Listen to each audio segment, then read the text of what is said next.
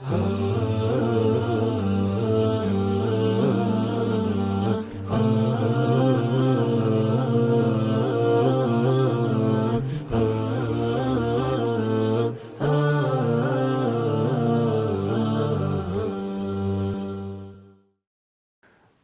لله والصلاة والسلام على رسول الله اما بعد. بسم الله الرحمن الرحیم. مختصر درسونه د سیرت دا شروع. نن اتلسم درس د سیرت ته.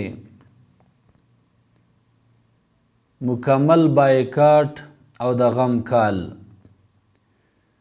د حمزه او د عمر رضی الله تعالی عنهما د اسلام د قبلولو سره مسلمانانو ته ډیر زیات قوت میلاو شو.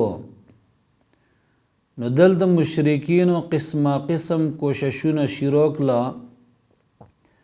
رسول الله صلی الله علیه وسلم ته د مال پیشکش وکړو، د مشرۍ پیشکش ورته وکړو او د ښځو پیشکش ورته هم وکړو.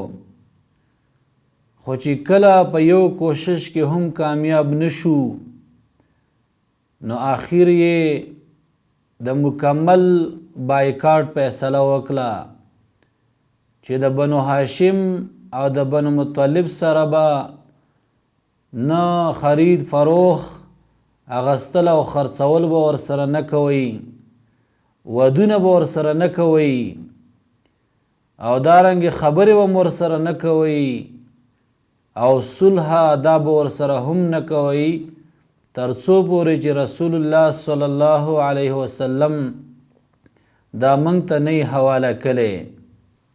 تر دې چې بغیر د ابو لهب نه ټول یې په شعب ابو طالب کې بند کړه. خوراک او سکاک دای په هم بند کو، او ډیر تکلیف سره دیو مخامخ شو. مختصر دا چې تقریبا 3 کال وروسته د قریشو بعضی مشرانو په زړه کې راله چې دا بایکاټ ختم شي، ځکه د بنو هاشم او دارنګ بنو مطلب ته ډیر تکلیف دی، او ډیر تکلیف سره مخامخ دي، ځکه چې دوی بند کړی شي او دارنګ خوراک هم په بند و. نو دیو دا فیصله وکړه چې دا بایکاټ ختم شي. به هر حال سره د خلاف نه په خپل منځ کې د دوی دا بایکاټ ختم کو.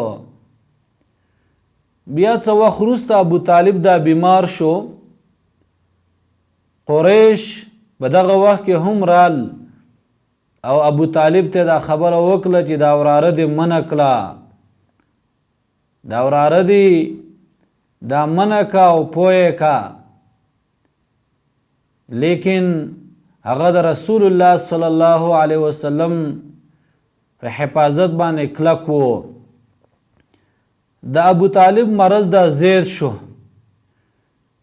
رسول الله صلی الله علیه وسلم راغی، نو د ابو طالب خواته ابو جهل او عبدالله ابن ابو امیه دا هم ناسو. د الله پیغمبر د خپل تر ته ویلو چې تر د لا اله الا الله اقرار وکا، د الله تعالی په حضور کې بدر لز سپارش وکم. د دوانو ابو طالب ته ویلو چې د عبدالمطلب د دین نه ته مخ اړې داسې مه کوه.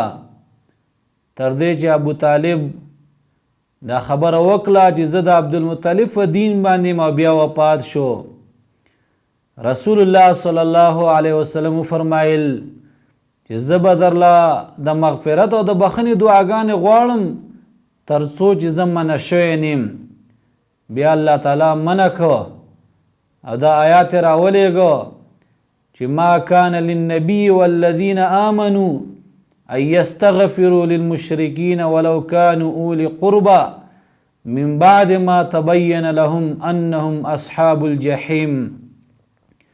چې د پیغمبر او مؤمنانو د پاره دا جایز نه دي چې مشرکان د پاره د بخښنې دعاګانې وغواړي اگر چې خپلوان ولې نه وي.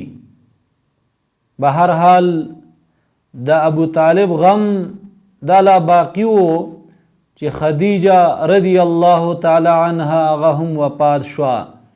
خدیجه رضی الله تعالی عنها په باره کې رسول الله صلی الله علیه وسلم فرمایلیو چې کم وخت کې خلکو په ما باندې کفر وکړو نو هغې په ما باندې ایمان راوړ، او کم وخت کې چې خلکو زه دروغجن کړم نو هغې زما تصدیق وکړو، او کم وخت کې چې خلکو زه محروم کړم نو هغې زه په خپل مال کې شریک کړم، او الله رب العالمین ما ته د هغې نه بچي دا هم راکړي وو. د خدیجه رضی الله تعالی عنها په فضایلو کې راځي چې جبریل علیه السلام راغی او رسول الله صلی الله علیه وسلم ته وویل چې د الله د طرف نه په خدیجه رضی الله تعالی عنها باندې سلام ووایه او زیری ورته ورکړه په جنت کې په یو محل باندې، داسې محل چې باغې کې به شور شغرب نه وي او نه به پکې چې ستړیوالی وي. دارنګې رسول الله صلی الله علیه وسلم به همیشه د خدیجه رضی الله تعالی عنها ذکر کاو او د هغې د ملګرو به ډېر خیال ساتلو. د خدیجه رضی الله تعالی عنها د وفات نه وروسته بیا رسول الله صلی الله علیه وسلم د سودا بنت زمعه رضی الله تعالی عنها سره واده وکړو، او بیا یو کال وروسته د عایشه رضی الله تعالی عنها سره واده وکړو چې د الله پیغمبر ته ډیره ګرانه هم وه او الله رب العالمین ورته ډیره پوهه هم ورکړې وه. مختصر دا چې ابو طالب دا هم وفات شو او خدیجه رضی الله تعالی عنها دا هم وفات شوه، نو ځکه دې ته عام الحزن یعنی د غم کال وایي، دې ته د غم کال ویلی کیږي. نو دا غم هم او د مشرکینو د طرفه نور هم تکلیفونه دا ډیر شو او زیاد شو. رسول الله صلی الله علیه وسلم طائف ته لاړو چې د دې ذکر به په بل درس کې وشي ان شاء الله. وصلی الله علی خیر خلقه محمد و آله و اصحابه اجمعین.